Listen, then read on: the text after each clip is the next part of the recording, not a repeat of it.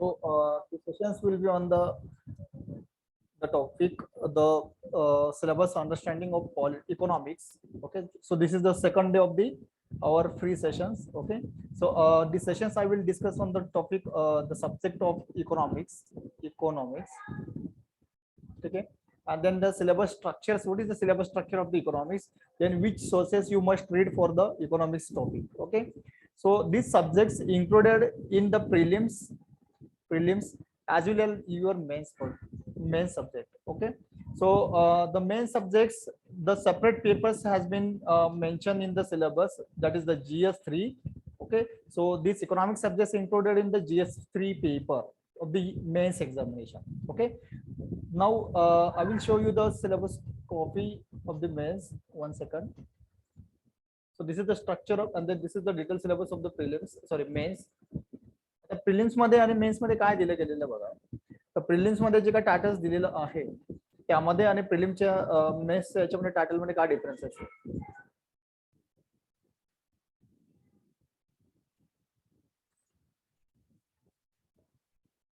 प्रिलिमचं हे टायटल इकॉनॉमिकचं, economic development. Okay, economic development, economics and social development. ठीक आहे, हे टायटल आहे economic and social development. So it includes the sustainable development, first point. Then second is the poverty. The third is the inclusive development, and third one is demographic dividend, and fourth one is the social sector initiatives. तर हे 5 point, almost 5 point mention केलेले या प्रिलिमच्या syllabus मध्ये. Okay, इकॉनॉमिकच्या syllabus मध्ये. तर याचाही मी details तुम्हाला structure सांगणार आहे की याच्यामध्ये सब पॉइंट्स कोणते कोणते येतात आणि त्याच्यासाठीचे रिसोर्स कोणते, आणि जे काही मी सोर्सेस सांगणार आहे तर हे सगळं प्री आणि मेन्स हे तुम्हाला इंटिग्रेटेड अप्रोच मध्ये रीडिंग करायचं. ठीक आहे, प्री आणि मेन्स दोघांमिळून. तर काल आपण जसं पॉलिटीचं डिस्कस केलं होतं तसं जीएस पेपर 3चं पण मी आज डिस्कस करणार आहे. जीएस पेपर 3 मध्ये काय काय पॉइंट येतात, जीएस पेपर 3 मध्ये काय काय पॉइंट येतात. सो आज जीएस पेपर 3 आहे. So first point, first topics include the Indian economy and issues relating to the plannings, mobilization of resources, then growth, development and economic employment. ठीक आहे, employment. तर ही topics यामध्ये मेन्शन केलेली आहे. मेन्सचा पहिला पॉईंट. ठीक आहे, मेन्सचा पहिला पॉईंट. मग मेन्सच्या पहिल्या पॉईंट मध्ये काय पॉईंट आहेत बघा. मेन्सच्या फर्स्ट पॉईंट मध्ये काय मेन्शन केलं गेलेलं आहे तो जे इंडियन इकॉनॉमी मध्ये मी सांगितलं होतं तुम्हाला first point. So first point related with the Indian economy and issues relating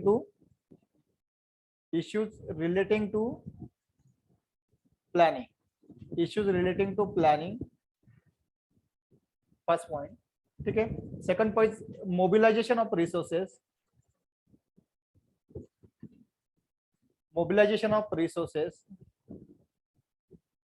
and third point is the economic development. ठीक आहे, growth and development. Third point is growth and development. त्यामध्ये काय include केलेलं बघा. So first point is issues relating to planning. तर planning मध्ये काय दिलं गेलेलं आहे. सो ज्यावेळेला इंडिया इंडिपेंडन्स झालेलं होतं, तर ज्यावेळेला इंडिया इंडिपेंडन्स होत आहे आणि आता सुद्धा तर सगळ्यात इम्पॉर्टंट आपल्याला चॅलेंजेस कोणतं आहे, द रिसोर्स शॉर्टेज. ठीक आहे, रिसोर्सेस आपल्या इंडियामध्ये आहे ते रिसोर्स शॉर्टेजचा हा एक प्रॉब्लेम आहे. Scarcity of the resources. ठीक आहे, ते शॉर्टेज आहे. मग आता रिसोर्सेस कोणती? First thing is the natural resources. ठीक आहे, natural resources. Second thing is the financial resources. ठीक आहे, तर आता असं आहे की इकॉनॉमीमध्ये यांची डिमांड भरपूर असते. आणि थर्ड जर बघितलं गेलं ह्युमन रिसोर्सेस. आता ह्युमन रिसोर्सेस पण आपल्याकडे भरपूर आहे. म्हणजे ऑलमोस्ट पॉप्युलेशन बघितली गेली तर 1.3 करोड आहे आपली, जे 130 करोड 130 करोड पॉप्युलेशन इंडियामध्ये आहे सध्या. बट यामध्ये स्किल, सेमी स्किल आणि एम्प्लॉयबिलिटी किंवा पोटेन्शियल असणारा ह्युमन कॅपिटल तो कसा आहे. ओके, तो रिसोर्स कसा आहे त्यावर ते डिपेंड आहे. सो यामध्ये बघा नॅचरल रिसोर्सेस कसं एक्सप्लॉइट करणार आहे, त्याचं युटिलायझेशन कसं करणार आहे आणि तो इकॉनॉमिक डेव्हलपमेंटच्या पर्स्पेक्टिव्ह मध्ये आपण त्याचा यूज कसं करणार आहे. ठीक आहे, नॅचरल रिसोर्सेसचे. So natural resources includes both, आपण ज्याला म्हणू शकतो बायोटिक और बायोटिक. ठीक आहे, बायोटिक और बायोटिक. आणि या दोन्ही फॅक्टर मिळून आपल्याला माहिती आहे की जे नॅचरल रिसोर्सेसचं युटिलायझेशन करून इकॉनॉमिक मध्ये गुड्स बनवले जातात. ठीक आहे, each goods are made up from these two things, biotic factor or abiotic factor. Economics मध्ये तुम्हाला माहिती आहे की सगळ्यात इम्पॉर्टंट पॉईंट काय आहे, what should produce in the economy, what should produce in the economy, what should produce.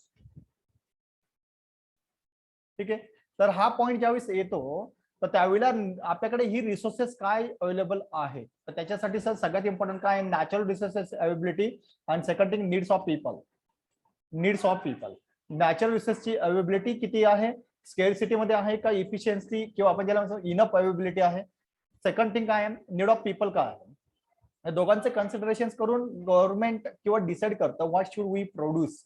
Okay, then second things, आता याच्यामध्ये बघा जी नॅचरल रिसोर्सेस अवेलेबल आहे ते मग ते बघून ऍग्रिकल्चर प्रोडक्ट आपण प्रोड्यूस करायचं आहे का, तुमचं फूड प्रोड्यूस करायचं आहे, ठीक आहे, का ग्रेन प्रोड्यूस करायचं आहे, का ऍग्रिकल्चर मध्ये किंवा ऑलरेडी सिल्क प्रोड्यूस करायचं आहे, का कॉटन प्रोड्यूस करायचं आहे, का इंडस्ट्रियल गुड्स तयार करायचं आहे, इंडस्ट्रियल गुड्स प्रोड्यूस करायचं आहे, ठीक आहे, किंवा मशीन्स प्रोड्यूस करायचं का, इक्विपमेंट प्रोड्यूस करायचं, हे कशावर डिपेंड्स होतं की अवेलेबल रिसोर्सेस कशी अवेलेबल आहे त्या पॉइंट ऑफ व्ह्यूने आपण डिसिजन घेत असतो. ठीक आहे, तर हे एक इश्यूज आहे. सेकंड थिंग काय इश्यूज आहे, how should we produce, how should we produce. मग आता याच्यामध्ये कसं प्रोड्यूस करणार आहे, मग त्याच्यामध्ये the country takes 2 point in the consideration. 1 point is the labour intensive असलं पाहिजे का, लेबर इंटेन्सिव्ह टेक्निक असली पाहिजे का, सेकंड कॅपिटल किंवा आपण ज्याला म्हणू शकतो capital intensive technology, capital intensive technology. ठीक आहे, लेबर इंटेन्सिव्ह टेक्नॉलॉजी वापरायची आहे का कॅपिटल इंटेन्सिव्ह टेक्नॉलॉजी वापरायची आहे. तर हा एक चॅलेंज असतो, हा एक इश्यू असतो. ऑफकोर्स की इंडियामध्ये अनएम्प्लॉयमेंट जास्त आहे, अनएम्प्लॉयमेंट जास्त असल्यामुळे आपण लेबर इंटेन्सिव्ह टेक्नॉलॉजी वापरत असतो आणि तोच एक बेनिफिशियरी असतो, कारण आपल्याकडे एम्प्लॉयमेंट जनरेशन असेल तर त्याचा पॉवर्टी रिमूव्हलला एक सपोर्ट होतो. सेकंड थिंग, जर हा जरी विचार केला कॅपिटल इंटेन्सिव्ह टेक्नॉलॉजी जर वापरली तर त्याच्यासाठी भरपूर काही आपल्याला इन्व्हेस्टमेंट लागते, इन्व्हेस्टमेंट भरपूर लागते. बिकॉज इंडियामधला एक ड्रॉबॅक आहे की India have the not enough financial resources. Okay, India has the lack of financial resources, lack of financial resources, lack of financial resources. ठीक आहे, त्याच्यामुळे ऑफकोर्स की we can decide the capital intensive technology for the economic production. ठीक आहे, second आणि third question जो येतो, from who to mobilize the resources. ठीक आहे, from whom to mobilize the resources, mobilize the resources. त्यामध्ये कसं आहे की मग एकतर इम्पॉर्टंट आहे की मग त्यामध्ये डोमेस्टिक सेव्हिंग. आता from whom to mobilize the resources means आपण तो फायनान्स जो वापरणार आहे तो फायनान्स कुठून आणणार, that is a investment perspective जो फायनान्स येतो.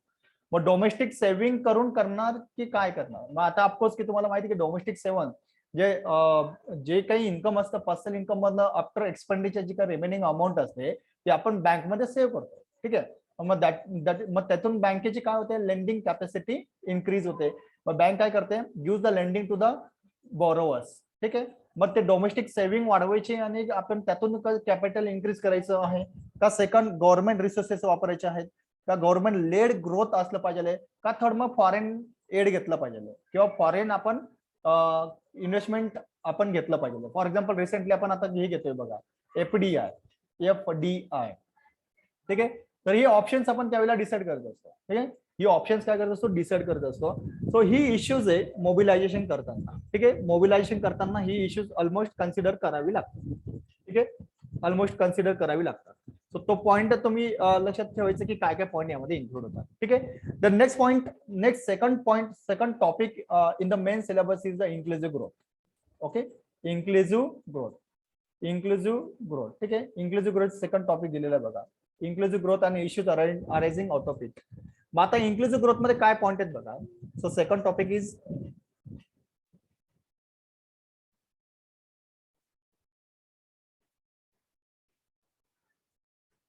inclusive growth and related issues.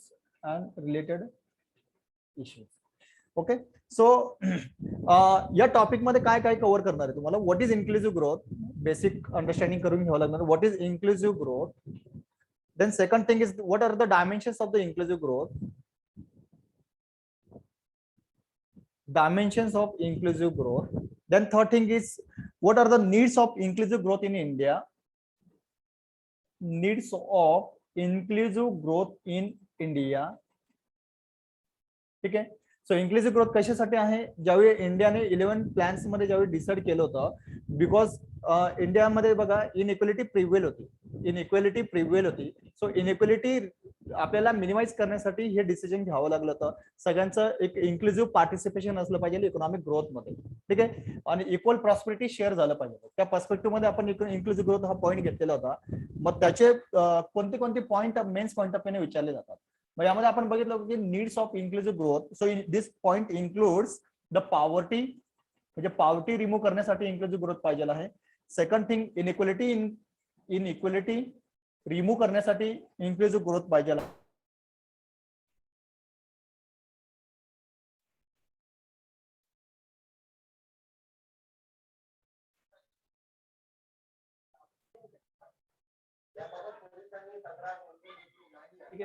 So need of inclusive growth,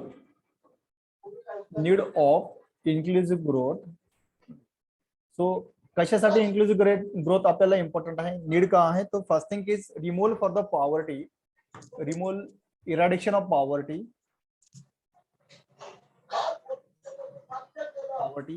then second thing is inequality, to remove the inequality. झाले माझं lecture.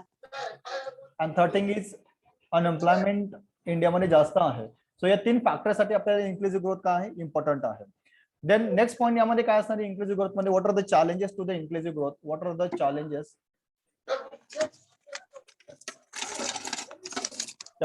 To the inclusive growth.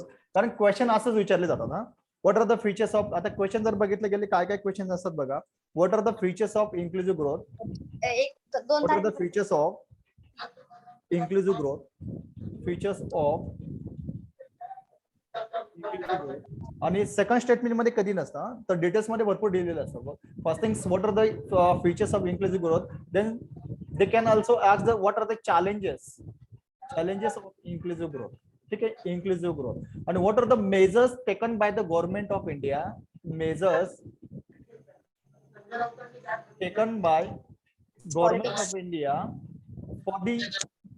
For the promotion of inclusive growth. ठीक आहे.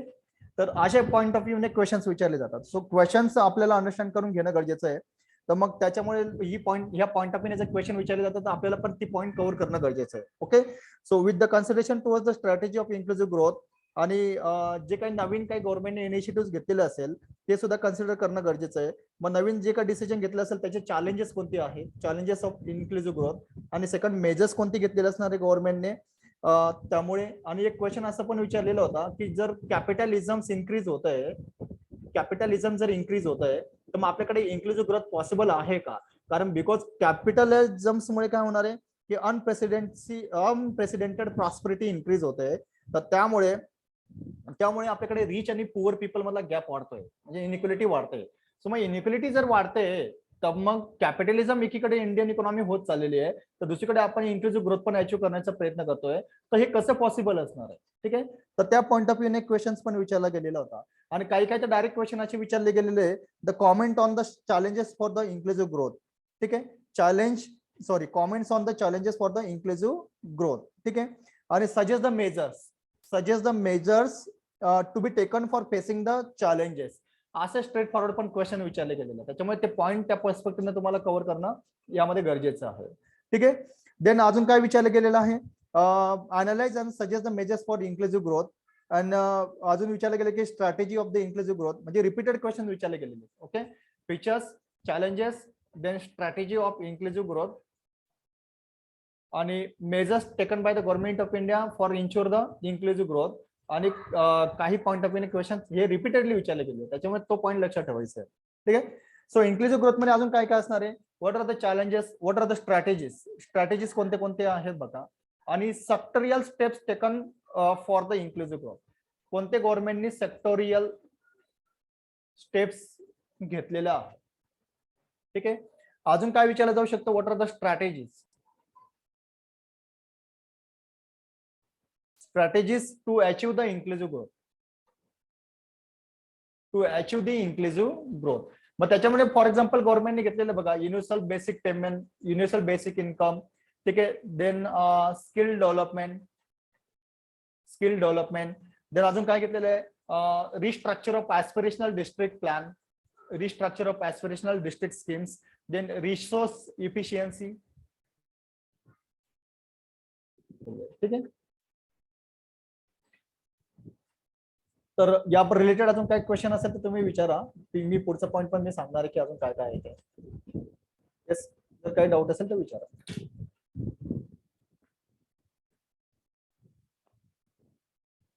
Any question, any doubt?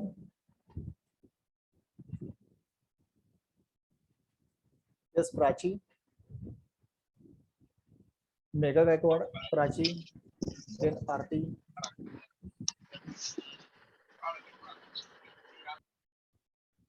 काही question असेल तर विचारा. Please comment in the chat box.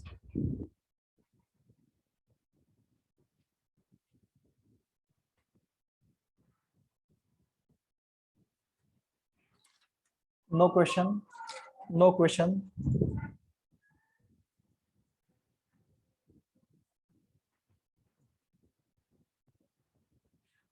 Mega Gaikwad हे record केलेले सेशन्स आहेत. तुम्ही मला पर्सनली तुम्ही जर मेसेज केला तर मी तुम्हाला हे जे काही सेशन्स आहेत ना आमच्या ऍपमध्ये पण दिलेले असणार आहे. त्यामुळे तुम्ही तिथनं रिपीट करून तो व्हिडिओ बघू शकता. त्याचं कारण असं की हे सगळं पुन्हा रिवाइज करणं पॉसिबल तर नाही आहे. पुन्हा 1 तास लागेल हे सगळं एक्सप्लेन करायला, कारण तुम्ही लेट जॉईन झालेला आहात. पण तुम्हाला जर कधी बघायचं असेल तर हे सेशन रेकॉर्ड केलेलं आहे आणि ते आमच्या ऍपमध्ये अवेलेबल असेल. तर तुम्ही एक काम करा, ह्या नंबरला तुम्ही मेसेज करू शकता. ठीक आहे, I am sending the numbers. ठीक आहे, त्या नंबरला तुम्ही मेसेज करा, तुम्हाला मी ऍपची लिंक पाठवतो, त्या ऍपमध्ये दिलेलं असणार आहे. ठीक आहे, जेवढे फ्री सेशन असतील ना तेवढे तिथं ऍपमध्ये अवेलेबल असणार आहे. Yes, any question? आणि नेक्स्ट लेक्चर मध्ये मी सांगणार आहे कोणते रिसोर्सेस तुम्हाला रीड करायचे इकॉनॉमिक्स साठी. आता हे फक्त आपण सिलेबस अंडरस्टँडिंग केलेलं आहे, पण याच्यानंतर मी पुन्हा सेपरेट लेक्चर घेणार आहे 5 मे नंतरचा, ज्यावेळी असेल इकॉनॉमिक्सचा. कारण उद्या आपल्या शेड्यूल मध्ये जर बघितलं, उद्याच्या शेड्यूल मध्ये काय आहे, 1 second.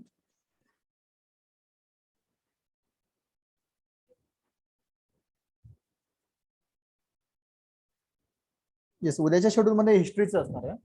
syllabus understanding of the histories and then resources must be read for the history subject. Okay, now the next point is ठीक आहे, मी आता सिलेबस रिसोर्सेस पण सांगतो की कोणते तुम्ही याच्यासाठी रीड करायचे. Syllabus resources, 1 second, you must weight.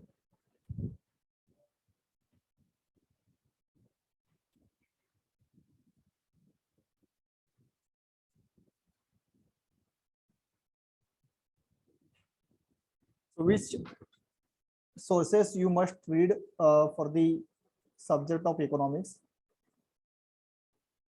So 1 second. So to begins with the, you can start with the some basics from the NCERTs. NCERTs. ठीक आहे. सो एनसीईआरटी मध्ये कोणते कोणते, कारण कसं बघा, इकॉनॉमिक थोडंसं it is hard to comprehend. कारण इनिशियली तुम्ही जर बघितलं गेलं तर आपल्या कुठल्याही लाईफ रिलेटेड टचेस नाहीये किंवा या इकॉनॉमिक सब्जेक्टचं काय इन्फ्लुएन्स नसतं. काहींचं असेल म्हणा, ज्यांचं कोणाचं कॉमर्स बॅकग्राऊंड असेल. बट पॉईंट असा इकॉनॉमिक सब्जेक्टचा